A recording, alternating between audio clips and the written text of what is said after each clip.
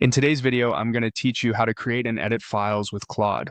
We'll walk through opening Claude, starting a fresh workspace, asking it to generate an index.js express server, and sending the request so you get a ready-to-use file you can refine. First, open your browser and go to Claude AI.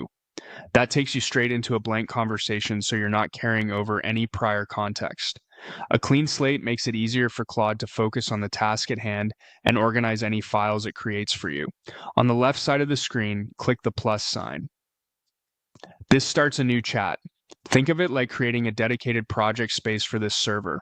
Using a fresh thread helps keep your code, follow-up edits, and troubleshooting all in one place. In the message box at the bottom, type, create an index as express server. This single sentence is enough to cue Claude to scaffold a minimal Node.js server using Express.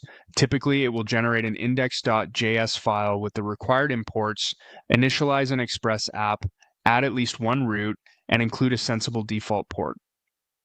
If you want the server to include specific details like a health check route, CORS configuration, or environment variable support, you can mention those in the same prompt, but keeping it simple is perfectly fine to start.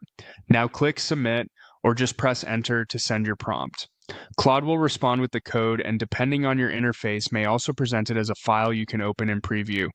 Read through the output carefully. You're looking for the file name, the port number, and any instructions Claude includes about installing dependencies. Remember, Claude doesn't execute code. You'll copy the generated file into your development environment when you're ready to run it. From here, you can refine the file directly by continuing the conversation. For example, you might ask to add a status route, switch the port to use an environment variable, or include error handling middleware.